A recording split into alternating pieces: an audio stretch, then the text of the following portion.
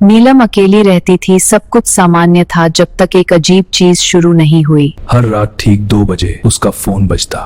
पहले दिन उसने नजरअंदाज किया, दूसरे दिन भी, लेकिन तीसरे दिन उसकी नींद खुल गई और स्क्रीन पर लिखा था अननोन नंबर कॉलिंग। इस बार उसने कॉल उठा लिया। कुछ सेकंड सन्ना रहा, फिर जो आवाज आई उससे उसका खून जम गया। वो उसकी खुद की आवाज थी। फोन मत उठाना। नीलम ने तुरंत कॉल काट दिया। उसका दिल तेजी से धड़क रहा था। वो शायद खुद को समझाया। लेकिन अगली रात फिर 2 बजे कॉल आया। उसने पूछा, तुम कौन हो? मैं नीलम ही हूँ। अब नीलम के हाथ कांपने लगे। कल रात 2 बजे दरवाजे पर कोई आएगा, पर तुम दरवाजा मत खोलना, चाहे कुछ भी हो जाए। अगले दिन नीलम पूरे दिन डरी रही। उसने दरवाजा बंद रखा, खिड़कियां लॉक कर दी। रात के 1:09 पर फोन उसके हाथ में था। रात के 2 बजे कॉल आया। इस बार फोन से नीलम की आवाज में सिर्फ चीखें आ रही थी। दरवाजा मत खोलना, वो मैं नहीं हूं।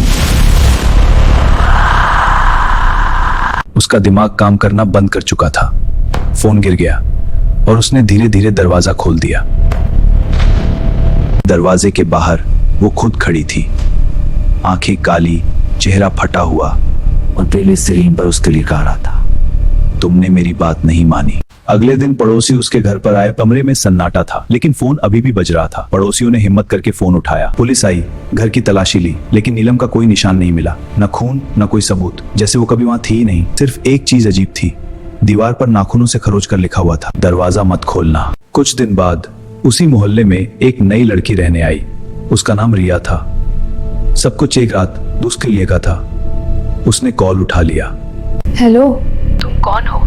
मैं वही हूँ जिसने दरवाजा खोल दिया था। अगर तुमने मेरी बात नहीं मानी तो वो तुम्हारे पास भी आएगी। अचानक गौर सी रात रिया ने पूरा घर बंद कर लिया। लाइट्स ऑन, दरवाजे लॉक, खिड़कियां बंद। तभी दरवाजे पर दस्तक हुई। रिया जम गई।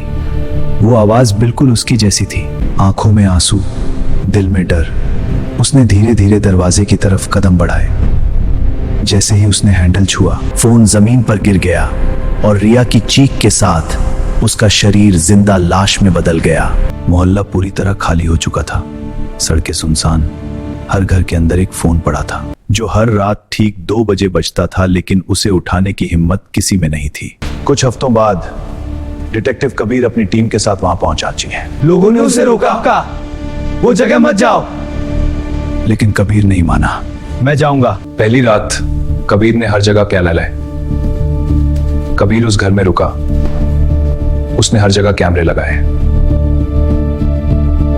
घड़ी में 1 हुआ और जैसे सी 200 बजे फोन बजता था, स्क्रीन पर रहता था कबीर ने कॉल उठाया। कुछ सेकंड सन्नाटा रहा, फिर आवाज आई, तुम देर से आए, मैं हूं कबीर। ये क्या हो रहा है? ये मेरी ही आवाज है। कबीर ने तुरंत फोन तोड़ दिया। तभी दरवाजे पर दस्तक हुई और आवाज उसकी अपनी थी। दरवाजे पर उसकी अपनी आवाज थी। कबीर समझ गया, जो भी कॉल उठाता है वो चीज उसके अंदर आ जाती है और दरवाजा खोलते ही बाहर निकलती है। कबीर दरवाजे के पीछे होता है, तभी वो आईने से टकरा जाता है। कबीर चौंक गया। उसका फोन हाथ से छूट गया और जब उसने आईने में देखा, उसका चेहरा बदल चुका था। आई में खड़ी वो चीज बोली, तुम समझ नहीं रहे, हम दरवाजे से नहीं आते। अचानक सारे कैमरा टूट गए और कांच का टुकड़ा कबीर को लगा। वो नीचे जमीन पर गया। उसने देखा बेड के नीचे की जमीन बाकी कमरे की जमीन से अलग थी, लेकिन कबीर नहीं रुका। वो बेड के नीचे की जमीन खोदने लगा और फिर उसे वो दिखा। नीचे दबी थी लाशें, नीलम, रिया और उसकी पत्नी। कबीर ने बिना देर किए उन लाशों को आग लगा दी। जैसे ही आग लगी, वो बुरी शक्ति चीखने लगी। उसने अपनी पत्नी को मारकर यहीं दफनाया था और खुद को फांसी लगा ली। तभी से ये श्राप शुरू हुआ। जो भी लड़की इस कमरे में रहने आती, वो उसको मार देता। हर बार एक नई लड़की आती और उसका अंत यहीं होता। लेकिन कहानी यहीं खत्म नहीं हुई, क्योंकि अगला कॉल तुम्हारा भी हो सकता है। अगर आज रात 2 बजे फोन बजे और स्क्रीन पर तुम्हारा नाम हो, तो कॉल मत उठाना, क्योंकि वो बाहर नहीं, तुम्हारे अंदर आने का इंतजार